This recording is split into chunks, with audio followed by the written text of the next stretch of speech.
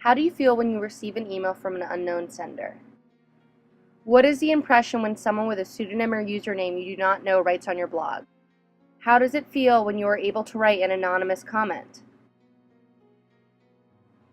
The answers to these questions are multi-layered and relevant to this notion of anonymity online.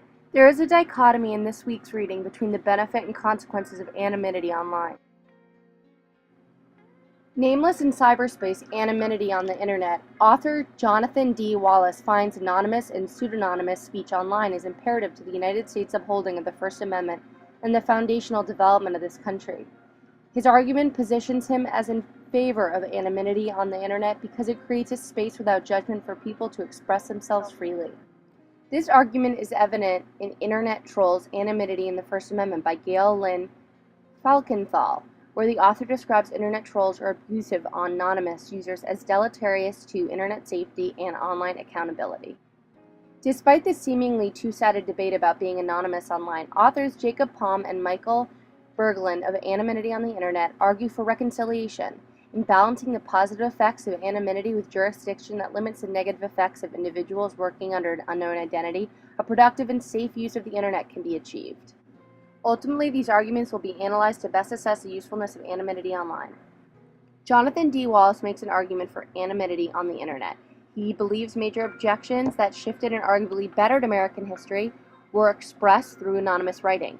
Wallace describes how Thomas Paine's common sense and Harry Truman's containment policy would not have been influential or effective if the respective authors were unable to write anonymously.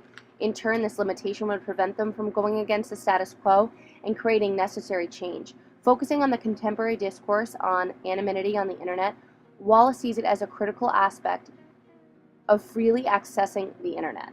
In response to the issue with hackers, he argues that better security measures are the most productive approach to creating a more accountable online space. Overall, he makes a convincing case for being anonymous online.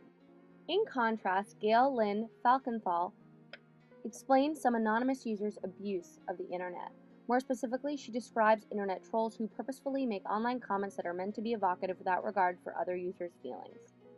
Falkenthal considers it problematic when anonymous users claim that the writing as anonymous users is legitimate and in line with the First Amendment's validation of freedom of speech. This is significant as she seems to feel particular anonymous users are irresponsible and abusive when they are unable to take responsibility for their comments. Similar to Wallace, she recalls examples from history like that of Thomas Paine. However, she attributes the success of Paine's beliefs in the fact he eventually stood behind his initial arguments. Ultimately, Falkenthal does not find that the positives outweigh the negative consequences of anonymity on the Internet. There appears to be some balance in Palm and Berglund's stance on anonymity on the Internet. The authors similarly detail the benefits and ramifications of being able to write anonymously online. However, when Palm and Berglund analyze the purposes for types of anonymous communication, there seems to be a predominantly sexual origin in much of the usage.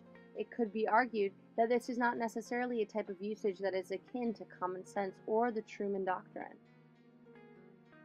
At the same time, perhaps the initial ability to openly have such expressions is necessary in moving towards more public and less anonymous communication spaces.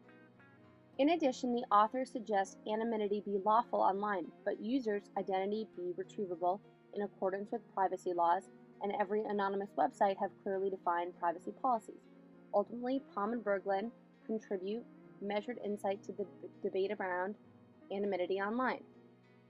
The author's analyses are valuable when considering anonymity online. While all authors make convincing arguments, a balance between anonymity and responsibility for such anonymity seems important. It is inspiring that Internet users have a place for an intercourse of ideas. However, when that intercourse is detrimental to the well-being of another user, there should be consequences. What becomes clear is that the equilibrium of anonymity is crucial to achieving success in order to create a vibrant and safe online space.